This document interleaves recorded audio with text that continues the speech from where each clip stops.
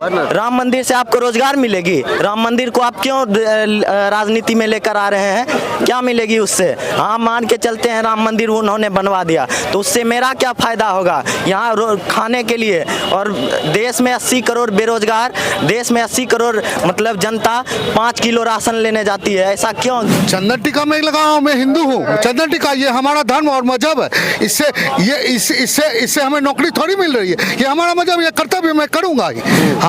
और रोजगार दे करके गया है। हाँ। इसी के लिए जो है सो नीतीश कुमार पाला बदला है। नमस्कार, मेरा नाम रंजीत कुमार है और आप देसी तंत्र देख रहे हैं। बिहार में सरकार पलटते ही तेजस्वी की जन विश्वास यात्रा तैयार हो गई।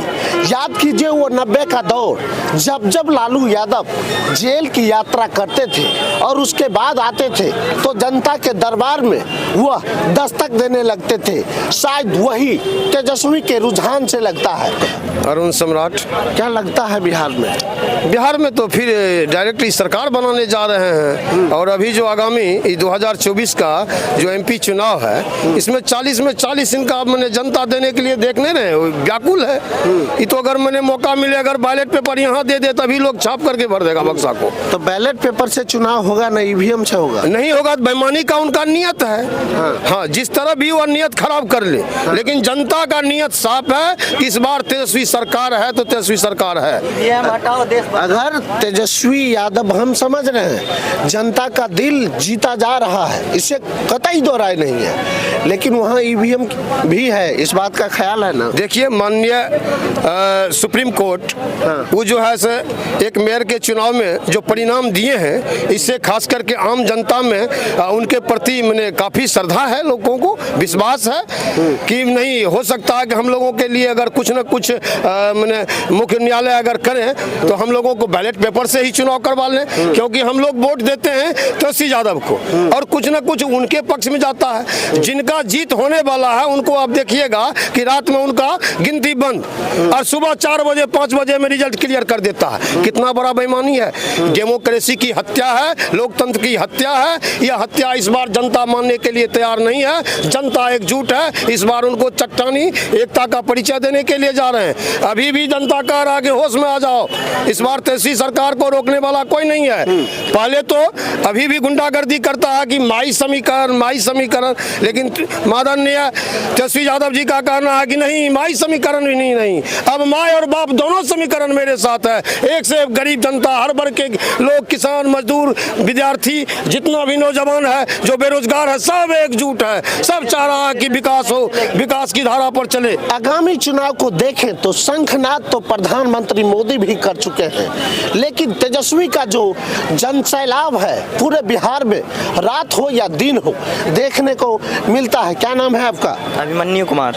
ये आपका मनोहर, ये क्या? ये मैं आरजेडी को इसलिए समर्थन करता हूं क्योंकि ये देखिए युवा को रोजगार देते हैं।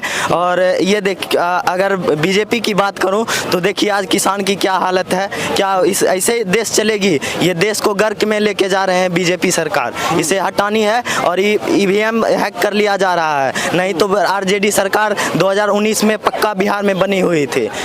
ईवीएम हटाओ, देश बचाओ, हम यही मेरा नारा है। और हम चाहेंगे तेजस्वी यादव जी शिक्षा पे, हेल्थ पे, स्वास्थ्य में राम जानकी हॉस्पिटल बनवाए हैं। आप तो उधर भी तो राम मंदिर का शुरुआत हुआ ना। राम मंदिर से आपको रोजगार मिलेगी? राम मंदिर को आप क्यों राजनीति में लेकर आ रहे हैं? क्या मिलेगी उससे? हाँ, मान के चलते हैं राम मंदिर उन्होंने बनवा दिया तो उससे मेरा क्या फायदा होगा यहाँ खाने के लिए? और देश में 80 करोड़ बेरोजगार, देश में 80 करोड़ मतलब जनता 5 किलो राशन लेने जाती है, ऐसा क्यों? क्या 73-75 साल हो गई है देश में स्वतंत्रता के, क्यों ऐसा हो रहा है? तो कई लोग हमारे साथ हैं, क्या कहेंगे सर? जी, हम राम आएंगे और झोपड़ी के भाग खुल जाएंगे, तो बेरोजगारी लाएंगे और क्या करेंगे? बस बेरोजगारी, राम आएंगे और बेरोजगारी लाएंगे। बस यही कहना। बेरोजगारी लाया। नहीं, क्या बोले दादा? राम आया, मोदी जी का राम आया और बेरोजगारी आया। तो तेजस्वी के क्या लाए? तेजस्वी जो है सो शिक्षा, दवा, न्याय, यह जो है सो उनका वादा है। और रोजगार दे करके गया है। इसी के लिए जो है सो नीतीश कुमार पाला बदला है। इसी के लिए रोजगार देना शुरू किया, देखा कि अब तो नीतीश जी को विधानसभा में कहा था आप लोग को अगले बार जो चुनाव का जो अची हुआ था उसमें उन्होंने कहा कि हम जीतेंगे तो हम रोजगार देंगे। जब वह जीत करके आया, जब सरकार में आया तो वह जो है सो रोजगार देना शुरू किया। तो बीजेपी वाला जो है सो नीतीश को कान पकड़ करके कहा तुम हटो, नहीं तो बिहार को हमारा बर्बाद हो जाएगा बीजेपी। इनका ये 17 महीने का जो कार्यकाल रहा और उन्होंने जो वादा किया था 10 लाख नौकरियों का, और उसमें इन्होंने 100% पूर्ण करने का काम किया और युवाओं को एक भीड़ लगा के और नौकरी देने का जो कार्य किया और बेरोजगारों को हाथ को मजबूत करने का कार्य किया। ये विगत की सरकारों ने हमें शिक्षा देकर उसके बावजूद भी बेरोजगार रखा और आज सुदृढ़ करने का काम हमारे तेजस्वी यादव ने किया है। पूरे बिहार में वो रैली कर रहे हैं, प्रभाव पड़ेगा आगामी चुनाव में? आगामी चुनाव में आप देखिएगा कि युवाओं बढ़ चढ़ के ये मोदी सरकार के जो आडंबर और लुभावने जो वादे हैं उनसे ऊपर उठकर जो इनको मिला है इसके प्रति ये कार्य करेंगे।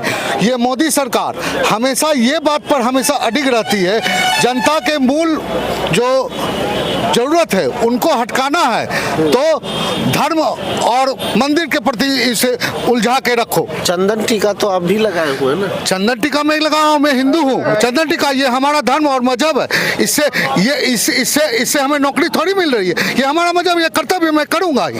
हाँ, लेकिन घर परिवार और अपने को सुदृढ़ करने के लिए एक व्यवसाय और नौकरी की बहुत जरूरी है, जिससे इन्होंने ये सरकारों ने दूर करने का काम किया है। और आज हमारे तेजस्वी सरकार ने और 17 महीने के कार्यकालों में करके दिखाया और जो बोला उन्होंने करके दिखाया। इतने कम